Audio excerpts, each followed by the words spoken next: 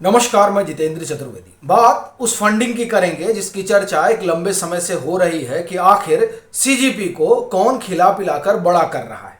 तो वो कौन है, उसका रहस्य अब खुलने लगा है। क्या वो बीजेपी का कोई नेता है जिसने नरेंद्र मोदी के साथ विश्वासघात किया है, या फिर कहानी कहीं और है, ये समझेंगे। साथ ही साथ अरविंद केजरीवाल किस तरह से घिर गए हैं इसको भी जानेंगे, क्योंकि E20 को लेकर वो बड़ी मुहिम चला रहे हैं और उसके बहाने सिर्फ नरेंद्र मोदी को ही नहीं बल्कि पूरी सरकार को कटघरे में खड़ा करने की कवायद में जुटे हुए हैं। और यह भी समझेंगे कि राहुल गांधी की हालत क्यों खराब हो रखी, या आप यूं कहें कि कांग्रेस के पैरों के नीचे की जमीन क्यों खिसकी हुई है। यह सवाल इसलिए खड़ा कर रहा हूं क्योंकि जो सबसे बड़ी कवायद चली और नैरेटिव खड़ा करने की कोशिश हुई वो ये कि नरेंद्र मोदी की जो सरकार है वो दरअसल युवाओं के खिलाफ है, किसानों के खिलाफ है, और अगर इनकी कोई चिंता करता है तो वो कांग्रेस है, वो अरविंद केजरीवाल है। अब जिस तरह की चीजें निकल कर सामने आ रही हैं वो ये बता रही हैं कि साहब इन लोगों की तो एक तरह से कहा जाए कि अब स्थिति खराब होने जा रही है, या आप कहेंगे हो चुकी है। क्यों कह रहा हूं इसको समझूं, बताऊंगा, और फिर जो कुछ सुप्रीम कोर्ट में हुआ है वो भी समझना बड़ा जरूरी है, खासतौर से जो सीजीपी वाला मामला है उस लिहाज से देखें तो। लेकिन शुरुआत करते हैं राहुल गांधी से। नेता प्रतिपक्ष हैं तो उनके और उनकी पार्टी के बारे में समझना बड़ा जरूरी है। खबर है कि कर्नाटक में कुछ परीक्षाओं में ऊंच नीच हो गई, वेटनरी की थी और पुलिस सेवा से जुड़ी हुई कुछ परीक्षा थी। अब उसको लेकर जब प्रियंक खड़गे के पास पूछा गया कि भाई तो गड़बड़ी हो गई, अब आप इस्तीफा देंगे क्या? तो कह रहे हैं कि देखिए छात्रों से कहिए कि 25 दिन जो है भूख हड़ताल करें और उस तरह की जो है लाठियां वगैरह खाएं, तब फिर विचार किया जाएगा। बाकायदे सुधांशु त्रिवेदी ने इस बाबत एक्स पर पोस्ट लिखी है। अब सोचने वाली बात यह है कि ये वही कांग्रेस है जो केंद्र में बीजेपी की सरकार को घेर रही है, नरेंद्र मोदी को कटघरे में खड़ा कर रही है कि साहब आप छात्रों के बारे में सोचते ही नहीं हो हैं। और कर्नाटक में क्या कर रही है, यही सरकार केरल में क्या कर रही है छात्रों के साथ, इन्हीं की सरकार जो है झारखंड में है वहां क्या कर रही है। ये सवाल जो है पैरेलल खड़े हो रहे हैं।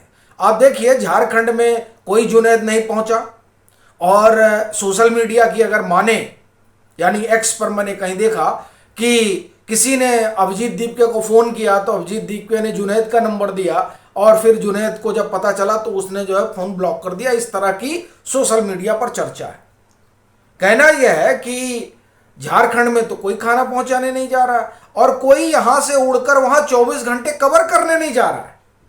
जंतर मंतर पर तो लग रहा था कि पूरी सृष्टि ही उलट पुलट देंगे, लेकिन झारखंड तक कोई नहीं पहुंच पाया, कर्नाटक पर कोई बात नहीं कर रहा है, केरल की कहीं चर्चा नहीं है, और साहब सारे निष्पक्ष हैं। सीजेपी वाले तो पता नहीं कहां चले गए हैं। अरविंद केजरीवाल के मुंह से जो है कहें कि जबान ही नहीं निकल रही है इन तीनों ही मामलों पर, नहीं बोल ही नहीं रहे। अलबत्ता वो E20 पर लगे हुए हैं। E20 पर उन्होंने कहा कि साहब देखिए ये जो है ये इनके खिलाफ है, उनके खिलाफ है। पता चला पंजाब में किसान ही उनके खिलाफ खड़े हो गए कि वो कह रहे हैं कि साहब E20 से हमारा फायदा हो रहा है, ये हमारे फायदे को ही खाने में लगे हुए हैं। लीजिए आप, तो जिन जवानों यानी युवाओं और किसानों को ये लोग नरेंद्र मोदी के खिलाफ खड़ा करने में लगे हुए थे, वो एक तरह से कहा जाए कि उस खिलाफ करने की कवायद को तो नरेंद्र मोदी की सरकार ने पंचर कर दिया, लेकिन इनका संकट बढ़ गया और एक्सपोज अलग हो गए।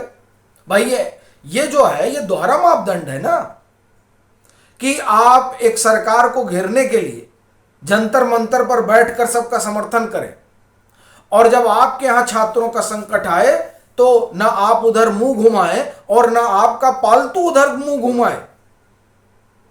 अभी सबने चुप्पी साध रखी, कोई बोल ही नहीं रहा। यही साहब ये जंतर मंतर था 24/7। देखिए क्योंकि वो बीजेपी के खिलाफ था। तो आप देखिए कि पत्रकारिता भी एजेंडाधारी हो गई है, और कहा जाएगा कि आप तो गोदी हो। आप क्या हो, सवाल ये है। ये बड़ा संकट है, और ये संकट मीडिया से ज्यादा राहुल गांधी के सामने है, अरविंद केजरीवाल के सामने है, कि अगर इनके मन की बात करिए तब तो आप ठीक, और ना करिए तो आप बूदी। तो ये अब जिस संकट से गुजर रहे हैं वो इनके लिए बड़ा दुखदाई होने जा रहा है, क्योंकि जमीन इनकी खिसक रही है। और ये मामला अब आते हैं सीजीपी पे। सीजीपी में दो तरह की खबरें हैं। एक तो सुप्रीम कोर्ट से है, इन लोगों ने बड़ा जोर लगाया था कि भाई सुप्रीम कोर्ट चलना है और जो लोग प्रोटेस्टर थे उनको जो है रिहा किया जाना चाहिए। तो खैर सुप्रीम कोर्ट ने पूरी रिपोर्ट मांगी है और आदेश दिया है सुप्रीम कोर्ट ने 18 अगस्त को अगली सुनवाई होगी। लेकिन जो कुछ सुप्रीम कोर्ट ने कहा है उसमें पहले यह था कि नहीं सबको छोड़ दिया जाना था। सुप्रीम कोर्ट ने कहा नहीं, देखिए उसमें जो है आपको बाइफर्केशन करना होगा, ऐसे तो नहीं हो सकता है ना। जो स्टूडेंट प्रोटेस्टर हैं उनको आप छोड़िए, लेकिन जिनके ऊपर हीनियस क्राइम में एफआईआर दर्ज है उनको तो नहीं छोड़ा जा सकता है। ऐसे नहीं हो सकता ना कि सबको अब निकाल दिया जाए। क्योंकि अभी देखिए दिल्ली पुलिस के एक अधिकारी ने बताया कि साहब जंतर मंतर पर हमने देखा वो गैंगस्टर था, उसको हम ही ने पहले पकड़ा हुआ था। तो अब जो गैंगस्टर है उसको तो नहीं छोड़ा जा सकता ना कि वो आया था प्रोटेस्ट करने के लिए, तो अब उसको भी छोड़ दिया जाए। अब वो तो पकड़ में आया, हत्थे चढ़ा, उसको छोड़ दें, भाग जाए, फिर वो क्राइम करे। क्या सीजीपी जो है वो इस तरह के लोगों की पैरोकारी कर रहा है? कैसे लोगों को छोड़ दिया जाए? हाँ, जो स्टूडेंट है उनको छोड़ा जाना चाहिए, उसमें कोई दो राय नहीं। लेकिन देखिए यहां बड़ा कंट्राडिक्शन है, और वो कंट्राडिक्शन जो है उस पर थोड़ा बाद में आएंगे, क्योंकि वो पॉलिटिकल कॉन्ट्रडिक्शन है। अभी तो जो सुप्रीम कोर्ट में चल रहा है वो थोड़ा समझते हैं। तो एक तो ये हो गया कि जो प्रोटेस्टर थे, स्टूडेंट, उनको छोड़िए, लेकिन बाकी का नहीं। दूसरा जो बड़ी चीज है, जितना डाटा है कलेक्ट किए गए हैं वो सारा डाटा के आधार पर एक रिपोर्ट बनाइए, और वो रिपोर्ट जो है सुप्रीम कोर्ट में रखिए। फिर जो ये कहा गया कि साहब पुलिस ने ज्यादती की, उसकी भी सुप्रीम कोर्ट ने कहा कि आप जांच करेंगे। उसमें बाकायदे जो है कमेटी बनेगी, एक्ससीजीआई की अगुवाई में, वो पड़ताल करेगी।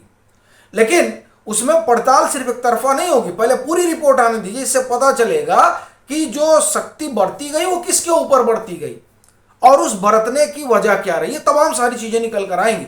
लेकिन अगर ये कहा जाए कि एक तरफा घोषित कर दिया जाए कि नहीं दिल्ली पुलिस ने गड़बड़ ही किया, तो ये ठीक नहीं रहेगा। यानी ये जो चाहते हैं कि सीधा उनको दोषी करार दे दिया जाए, तो वो नहीं है। जांच होगी इसकी कि आखिर में जो परिस्थितियां बनी वो क्यों बनी। तीसरी जो बड़ी चीज है कि मेरी मर्जी, मेरा मन कहेगा मैं सड़क पे बैठ जाऊंगा, मेरा मन कहेगा मैं आपके दरवाजे के सामने बैठ जाऊंगा, मेरा मन कहेगा मैं आपके घर के अंदर घुसकर धरना दूंगा, तो मेरी मर्जी नहीं चलेगी। उसका एक गाइडलाइन है प्रॉपर, और वो जो गाइडलाइन है उस लिहाज से चीजें होनी चाहिए। तो एक ये भी तय होगा कि साहब प्रोटेस्ट है तो प्रोटेस्ट में मेरी मर्जी ना चले, प्रोटेस्ट ऐसा हो जिसमें लोगों को समस्या भी ना हो, यह भी ख्याल रखना है। और फिर उसमें जो ऑर्गेनाइजर है उनकी जिम्मेदारी भी तय हो। जैसे जो दिल्ली पुलिस का वीडियो आया है, आज तक पे वो मौजूद है, उसमें आप देखिए, उसमें दिल्ली पुलिस कह रही थी कि भैया बताइए कौन कंट्रोल वगैरह करेगा आपका भीड़, तो वो तो ये लोग बता नहीं पाए, ठीक है। और उसके बाद में जो हुआ वो सबके सामने है। तो कुल मिलाकर जो सुप्रीम कोर्ट ने कहा है वो लॉजिकल है कि चीजें किस तरीके से होनी चाहिए, ठीक है साहब। और ये इन लोगों के लिए करारा झटका है।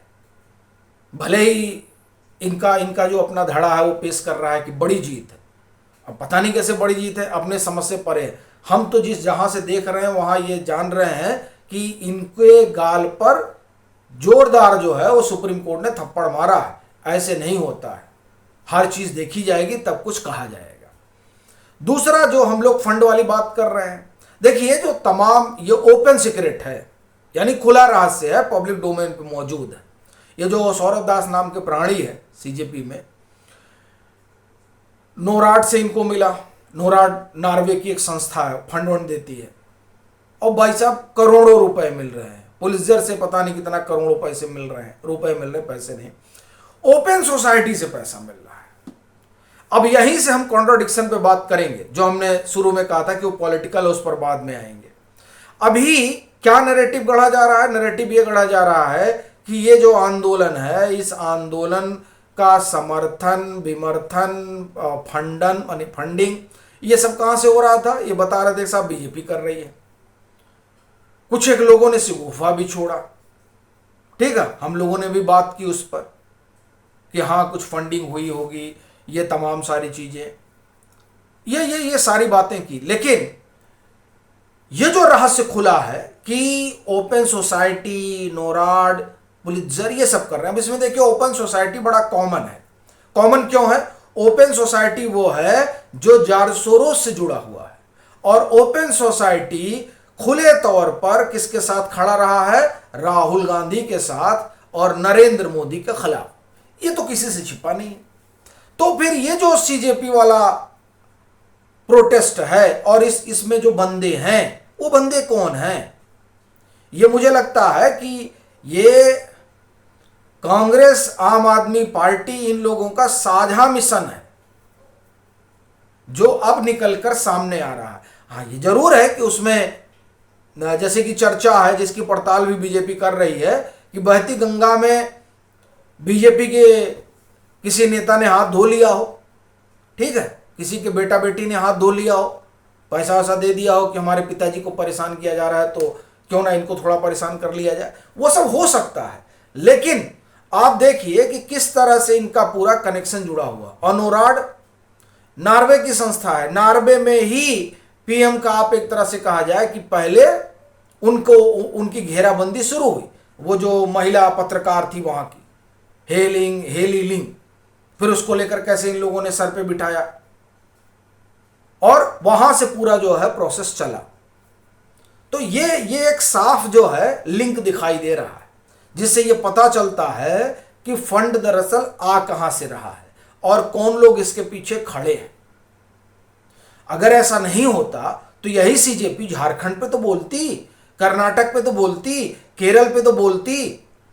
जो बाइट दी गई है सीजेपी की तरफ से, उसमें क्या कहा गया है कि एनडीए और बीजेपी रूल्ड स्टेट में ये जो नीट प्रोटेस्ट के दरमियान जो तमाम सारी चीजें हुई हैं, उस बाबत वो बात कर रहे हैं।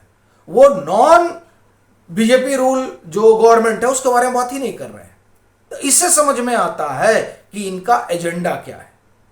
बाकी आप लोगों की क्या राय है, जरूर साझा करिएगा।